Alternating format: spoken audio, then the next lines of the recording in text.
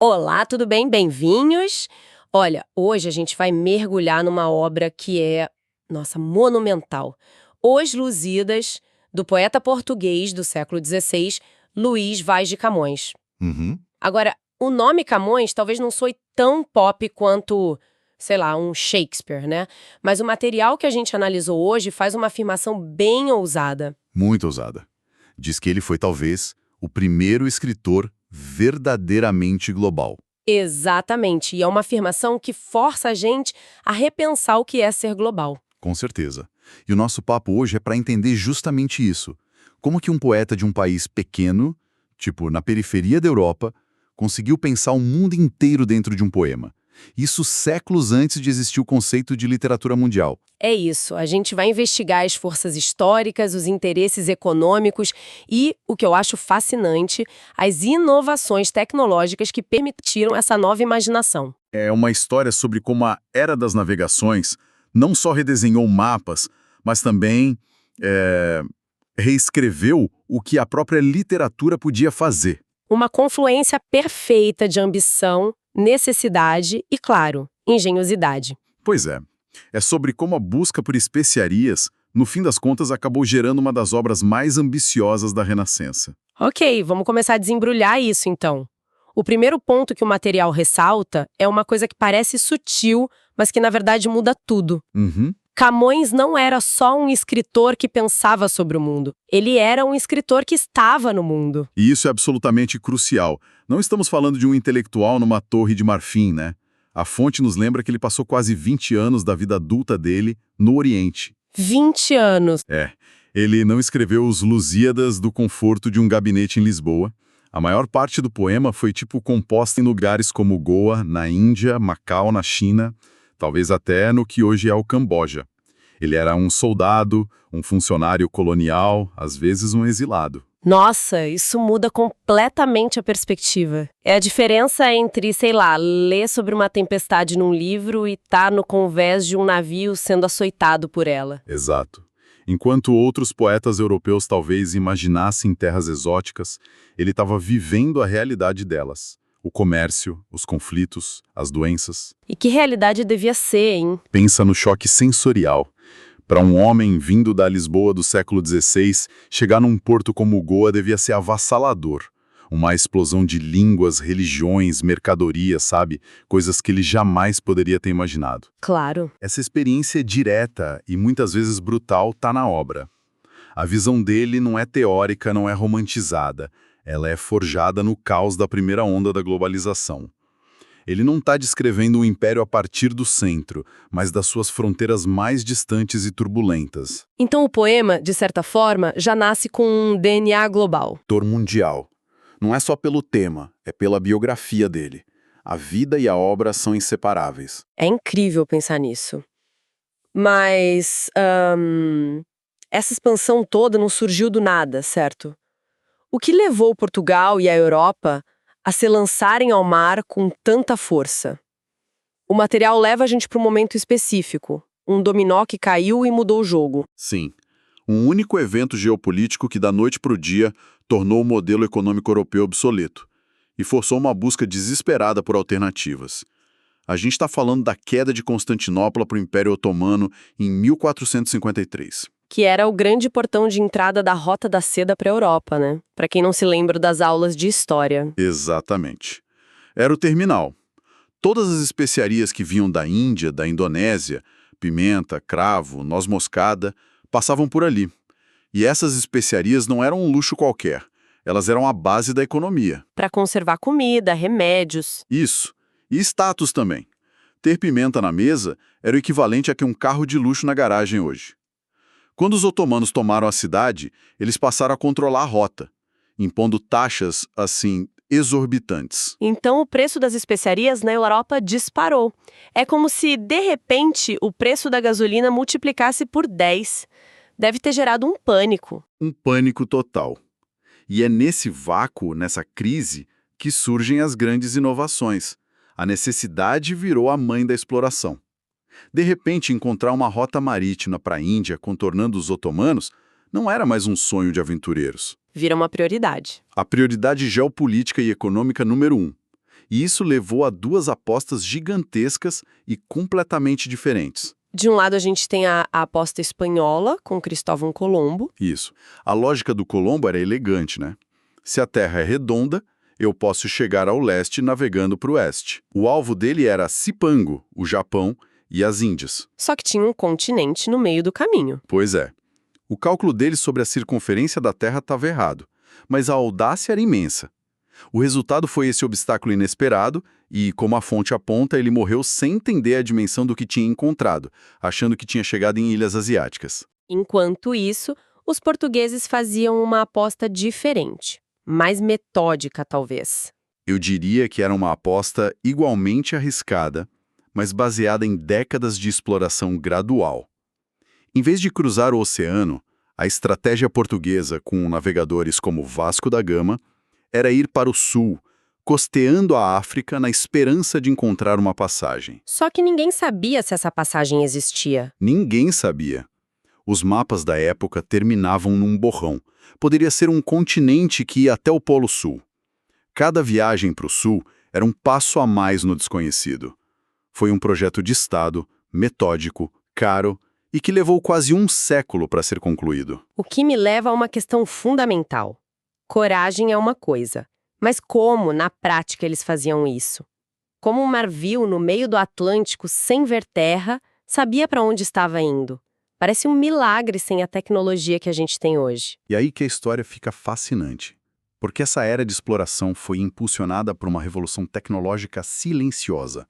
O material que a gente analisou destaca que os portugueses não eram só corajosos. Eles eram, os maiores nerds de tecnologia náutica da época. Sério? Sim, eles estavam na vanguarda do que hoje a gente chamaria de geotecnologia. E a fonte menciona 2 instrumentos, que eram o GPS e o Google Maps do século XV. Exato. Primeiro, a bússola magnética, que já existia, mas foi aperfeiçoada para o uso naval.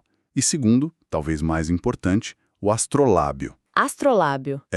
Era um instrumento genial, um disco de metal com marcadores que permitia ao navegador medir o ângulo do Sol ao meio-dia em relação ao horizonte. Com essa medida e umas tabelas, ele conseguia calcular a latitude, ou seja, a posição dele no eixo norte-sul. Caramba, então mesmo perdido no meio do oceano, ele podia saber se estava na altura de Lisboa ou do Equador. Isso deve ter sido revolucionário, mudou o jogo todo. Navegar deixou de ser só uma arte e virou também uma ciência. Claro, ainda faltava a outra metade da equação, a longitude leste-oeste, que era muito mais difícil de calcular. Então as viagens ainda eram bem perigosas. Incrivelmente perigosas. Mas a combinação da bússola com o astrolábio deu a eles a confiança para se aventurarem em mar aberto. E essa ciência precisava ser registrada, né? É aí que entram os mapas. A fonte fala de um tipo específico, as cartas portolanas. Sim, o nome vem do italiano e tem a ver com portos. E isso diz tudo sobre eles. Não eram mapas teóricos ou artísticos. Eram ferramentas de trabalho feitas por marinheiros para marinheiros. Bem práticos, então. Muito práticos. O foco era a linha costeira, desenhada com um detalhe impressionante. E o mais característico eram as linhas de rumo, que indicavam as direções da bússola para navegar de um ponto ao outro. E a fonte destaca um detalhe interessante. Esses mapas eram documentos vivos, eram segredos de Estado. A primeira carta portolana portuguesa conhecida é de 1492, uma data que diz tudo. Cada vez que um navio como o de Vasco da Gama voltava, os cartógrafos do rei interrogavam a tripulação. O que vocês viram? Desenhem a costa. Exatamente. Onde tem Recife? Onde tem água potável? E o mapa era imediatamente atualizado com essa nova inteligência. Eles estavam literalmente desenhando o mapa do mundo em tempo real, pedaço por pedaço. Que incrível! Estavam preenchendo as lacunas no conhecimento humano a cada viagem. Então, se a gente juntar as peças, a gente tem o poeta-soldado, o gatilho econômico, a tecnologia, como tudo isso culmina no poema de Camões. Qual é a grande conexão? A conexão é a ideia mais poderosa que a nossa fonte apresenta. É a de que o próprio poema Os Lusíadas funciona como um mapa. Como assim? Não é que ele é apenas sobre uma viagem. O texto em si é uma forma de cartografia. A fonte usa uma expressão brilhante. É uma cartografia do novo mundo em forma narrativa.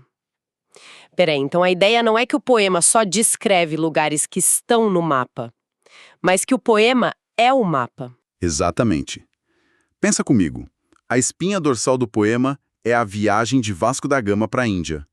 Camões nos leva estrofe por estrofe ao longo da costa da África, passando pelo Cabo da Boa Esperança, subindo pela costa leste, atravessando o Índico até Calicut. Ele está traçando a rota. Ele não está só criando um cenário, ele está guiando o leitor. Em certas passagens, ele descreve as correntes, os ventos, é quase um guia de navegação inverso. Fantástico. Me dá um exemplo de como ele faz isso? Claro, tem momentos em que ele descreve a chegada em Moçambique, por exemplo. Ele não diz só "e eles chegaram a uma ilha". Ele descreve a posição da ilha, a forma da baía, a recepção das pessoas. Ele está preenchendo o espaço geográfico com informação cultural, histórica, prática. Ele está fazendo com palavras o que os cartógrafos faziam com tinta e pergaminho? Perfeito. Ele está organizando, catalogando e, acima de tudo, tentando dar sentido a essa avalanche de novas informações que estava inundando a Europa. Então o poema é uma tentativa de processar essa nova e estonteante realidade global? É a consolidação de uma nova consciência planetária. E é um mapa muito mais rico que o mapa geográfico, porque Camões não mapeia sua geografia, ele sobrepõe camadas. Ele mapeia a história de Portugal, com flashbacks de reis e batalhas. E a mitologia também, né? E, de forma genial, ele mapeia a mitologia clássica sobre esse novo mundo, colocando os deuses do Olimpo, como Vênus e Baco, para discutir e influenciar o destino dos portugueses no Oceano Índico. É um mapa triplo, geográfico, histórico e mitológico, tudo entrelaçado. Uau! Isso muda completamente a leitura da obra. Não é só uma celebração do Império, é um ato monumental de dar sentido ao mundo, de tentar colocar o planeta inteiro dentro de um único livro. É exatamente isso. O mapa deixou de ser só uma ferramenta para ir de A para B e virou uma ferramenta para imaginar um mundo como um todo. E Camões foi talvez o primeiro a tentar desenhar esse mapa mundi completo usando a poesia como linguagem. Nossa, que análise fascinante! Vamos recapitular os pontos principais, então? A gente começou com a figura do Camões, não como um poeta de gabinete, mas como alguém que viveu e escreveu no mundo. Isso, cuja visão foi forjada por décadas de experiência direta na Ásia. Depois, a gente identificou o motor dessa expansão, a queda de Constantinopla, que criou uma crise e forçou a Europa a buscar uma nova rota para as especiarias, o que levou às viagens de Colombo e, crucialmente, às de Vasco da Gama. Aí a gente explorou a tecnologia que tornou isso possível, a bússola, o astrolábio e, principalmente, as cartas portulanas, esses mapas dinâmicos que eram o sistema nervoso da exploração. E, por fim, unimos tudo na ideia central de que os Lusíadas pode ser lido como um grandioso mapa narrativo, uma tentativa de usar a poesia para cartografar esse mundo em expansão. Sobrepondo camadas de geografia, história e mitologia, para criar a primeira grande imagem literária da era global. Uma ferramenta para dar sentido. Exato. E isso, sabe, nos leva a uma questão final que pode ser interessante para refletir. Qual? Se os Lusíadas foi uma das primeiras tentativas de mapear e dar sentido ao mundo globalizado do século XVI, quais são os nossos mapas narrativos hoje? Boa pergunta. Que livros, filmes, séries ou talvez até algoritmos de redes sociais estão moldando a nossa compreensão do planeta interconectado em que a gente vive agora? E talvez a pergunta mais importante seja: o que esses nossos novos mapas tão tecnológicos podem estar, intencionalmente ou não, deixando de fora? Quais são os continentes em branco nos mapas mentais do século XXI? Fica aí para pensar.